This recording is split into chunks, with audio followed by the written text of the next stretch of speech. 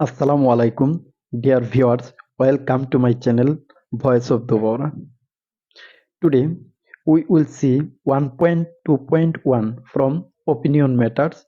So, no more talk. Let's go to the activity. আজকে আমরা যে অ্যাক্টিভিটিটা করব সেটা হচ্ছে ওপিনিয়ন ম্যাটার্স থেকে 1.2.1। সেটা কি ছিল আমাদের অ্যাক্টিভিটি? এই যে যখন আমরা তিনটি টেক্সট পড়লাম তার পূর্বেই বলা হলো read the following text নিচের টেক্সটগুলা পড়ো, then in pairs or groups list the facts described in the text and the writer's opinions on the topic। তারপর লেখকের মতামত অর্থাৎ এই টেক্সটগুলাতে ফ্যাক্ট কোনগুলা এবং ওপিনিয়ন কোনগুলা সেগুলো একটা তালিকা করতে বলা হয়েছিল। তারপরে write about how the writer's opinions influence your thoughts এবং কিভাবে লেখকের মতামত তোমার ভাবনাকে প্রভাবিত করলো তারও একটা তালিকা তৈরি করো। তাহলে আমরা এগুলা তিনটা টেক্সটই পড়লাম পর্যায়ক্রমে অর্থসহ। এখন আমাদের কাজটা হচ্ছে এই জায়গায় you can list your responses in the following grid. তুমি তোমার উত্তরগুলা এইভাবে তালিকাবদ্ধ করতে পারো। ইউ ক্যান লিস্ট মানে তালিকা করতে পারো এইভাবে। গ্রিড বলতে ছক বোঝানো হচ্ছে, নিচের ছক অনুসারে তুমি তোমার উত্তরগুলা তালিকা করতে পারো। এই যে এখানে ছকে দেখানো হচ্ছে একদিক থেকে ফ্যাক্ট, প্রথমটা হচ্ছে first column fact, second or middle column writer's opinions regarding the text অর্থাৎ লেখকের মতামত ওই পাঠে। থার্ড কলামে you have to mention how writer's opinions influenced me to develop my opinion about the text। কিভাবে লেখকের ভাবনা তোমাকে প্রভাবিত করলো ওই এই টেক্সটের, টু ডেভেলপ মাই ওপিনিয়ন তোমার মতামত উন্নত করার ক্ষেত্রে, তোমার মতামতকে প্রবৃদ্ধ করা বা উন্নত করার ক্ষেত্রে কিভাবে লেখকের ভাবনা তোমাকে প্রভাবিত করলো সেটার একটা। তাহলে প্রথমে আমরা তিনটা টেক্সটের জন্যই তিনটা গড় দেওয়া আছে অর্থাৎ টেক্সট 1, টেক্সট 2, টেক্সট 3। তার মাঝে একটা তারা আমাদের জন্য করে দেখিয়ে দিয়েছে, একটা তারা আমাদের জন্য এক্সাম্পল হিসেবে করে দেখিয়ে দিল কিভাবে আমরা কাজগুলা করব, আমাদেরকে একটু সহযোগিতা করলো। তো প্রথমে টেক্সট 1 থেকে তারা ফ্যাক্ট দিল। কি দিল fact? It was 25th September 1974 Bangabandhu gave his historic speech in the 29th session of the United Nations General Assembly. Just after a week, Bangladesh became a member of the UN। অর্থাৎ 25 September 1974 সাল বঙ্গবন্ধু তার ঐতিহাসিক বক্তব্যটি রেখেছিলেন জাতিসংঘের সাধারণ পরিষদের 29তম আসনে, জাতিসংঘের সাধারণ অধিবেশনের 29তম সাধারণ পরিষদের 29তম অধিবেশনে। এটা কখন? Just after a week Bangladesh became a member of the UN. Bangladesh জাতিসংঘের সদস্য আর ঠিক এক সপ্তাহ পর বঙ্গবন্ধু তার ঐতিহাসিক ভাষণটি প্রদান করলেন। তো এটা একটা ফ্যাক্ট, মানে এটা একটা সত্য ঘটনা যা অস্বীকার করার কোনো উপায় নেই। যেটা ফ্যাক্ট সেটা সবারই স্বীকার করতে হবে। ফ্যাক্ট মানে হচ্ছে প্রকৃত বা সত্য ঘটনা। তাহলে আমরা যে প্রথম টেক্সটটা পড়েছিলাম সেখানে এটা হচ্ছে ফ্যাক্ট। এই যে প্রথম টেক্সট, বঙ্গবন্ধু জাতিসংঘের সাধারণ পরিষদে ভাষণ দিচ্ছেন, এটা হচ্ছে একটা ফ্যাক্ট। এখন তারপরে দ্বিতীয় কলামে ওপিনিয়ন, ওপিনিয়নটা কি রাখলো? এইখানে ওপিনিয়ন ছিল As Bengalis, Bangabandhu's speech at the United Nations Assembly is a matter of great pride for us।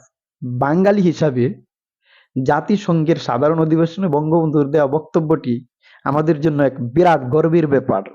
সেটা হচ্ছে একটা ওপিনিয়ন, কারণ ওপিনিয়নটা পার্সন টু পার্সন ভেরি হতে পারে, ভিন্ন হতে পারে। বঙ্গবন্ধুর এই ভাষণটি সবার কাছে গর্বের ব্যাপার নাও হইতে পারে, সেহেতু এটা লেখকের একটা ওপিনিয়ন।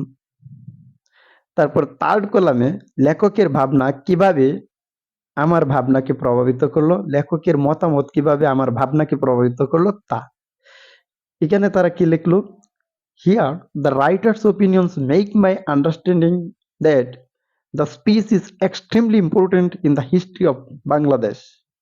এখানে লেখকের মতামত আমাকে বোঝায় যে, বা লেখকের মতামতের মাধ্যমে আমি বুঝতে পারি যে the speech is extremely important, বক্তব্যটি খুবই গুরুত্বপূর্ণ। এক্সট্রিমলি মানে হাইলি বা ভেরি, খুবই গুরুত্বপূর্ণ in the history of Bangladesh, বাংলাদেশের ইতিহাসে।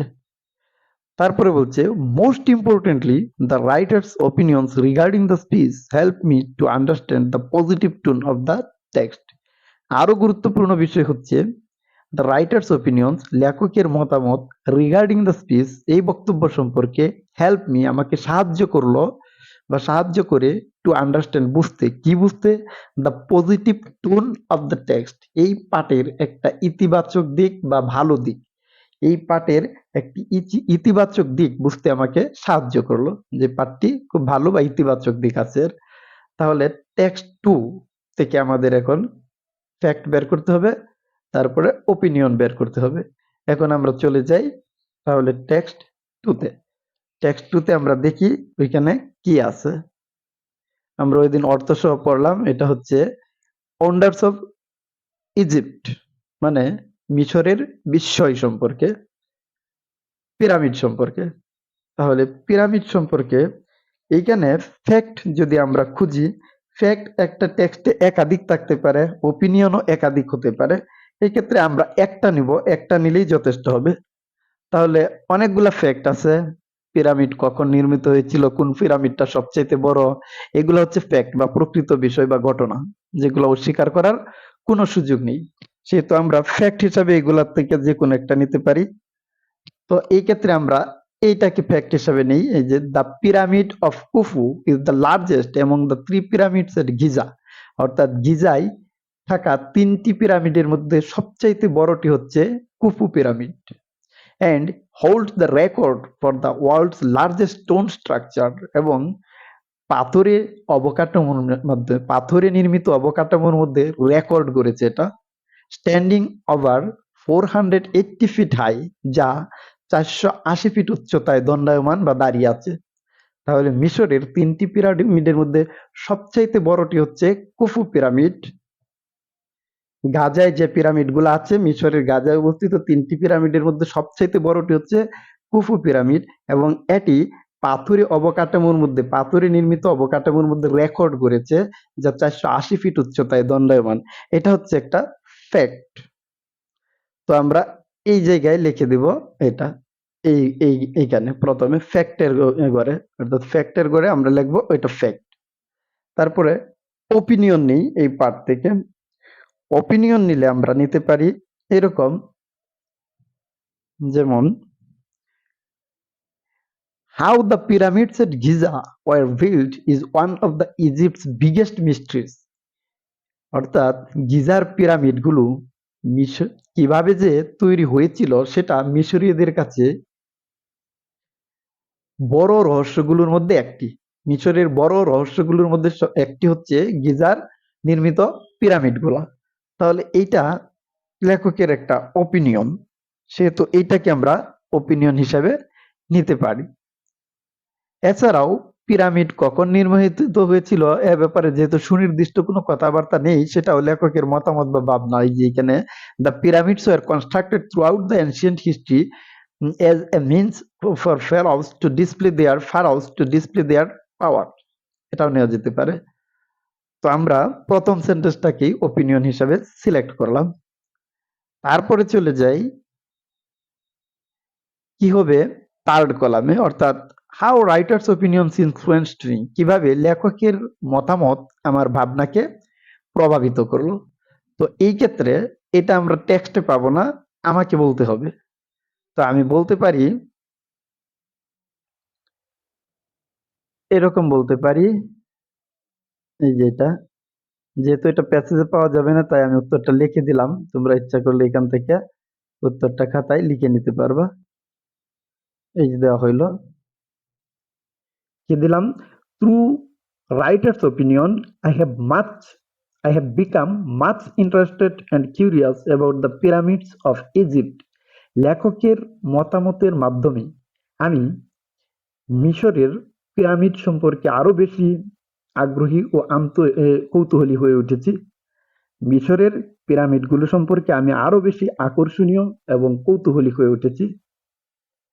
এটা হচ্ছে লেখকের ভাবনা আমাকে এভাবে প্রভাবিত করলো।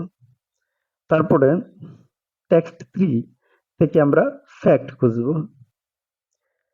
টেক্সট 3 তে ফ্যাক্ট আমরা যদি যাই, তাহলে টেক্সট 3 তেও অনেক ফ্যাক্ট পাওয়া যাবে। এই ক্ষেত্রে আমরা প্রথম সেন্টেন্সটাকে ফ্যাক্ট হিসাবে কাউন্ট করতে পারি বা ধরে নিতে পারি। Wild life in Bangladesh is the major attraction for the tourism sector in the country. বাংলাদেশের পর্যটন খাতের জন্য বন্যপ্রাণী একটি প্রধান আকর্ষণ। এটা একটা ফ্যাক্ট, তাই আমরা ফ্যাক্টের ঘরে এটা লিখবো। তারপরে ওপিনিয়ন, ওপিনিয়ন হিসেবে নিতে পারি এই যে এটা, if their populations are not monitored and guarded, they may soon become extinct. যদি তাদের সংখ্যাকে পর্যবেক্ষণ বা পাহারা না দেওয়া হয় বা সুরক্ষা না দেওয়া হয়, they may soon become extinct, এগুলা শীঘ্রই বিলুপ্ত হয়ে যেতে পারে। এটা হচ্ছে লেখকের ভাবনা বা ওপিনিয়ন। তারপরে আমরা দেখব এখানে লেখকের ভাবনা আমাকে কিভাবে প্রভাবিত করলো, সেটা আমাকে বলতে হবে। তাই এটা তোমরা লিখে নিতে পারো, যেভাবে আমি দিয়ে রাখলাম। তাদের জন্য উত্তরটা এইভাবে দেওয়া হলো, the writer's opinion indicates a concern about the endangered wildlife in Bangladesh, and I have realized the importance of preserving wildlife. অর্থাৎ লেখকের ভাবনা একটা উদ্বেগ প্রকাশ করেছে about the endangered wild life in Bangladesh, মানে বাংলাদেশের বিপন্ন বন্যপ্রাণী সম্পর্কে, এবং আমি বুঝতে পেরেছি the importance of preserving wild life, বন্যপ্রাণী সংরক্ষণের গুরুত্বটা। অ্যান্ড আই হ্যাভ রিয়েলাইজড, মানে আমি উপলব্ধি করতে পেরেছি বা বুঝতে পেরেছি বন্যপ্রাণী সংরক্ষণের গুরুত্ব। This is the matter. এবং এভাবেই তোমরা এই অ্যাক্টিভিটিটা করে ফেলতে পারো খুব সহজেই। Thank you everybody.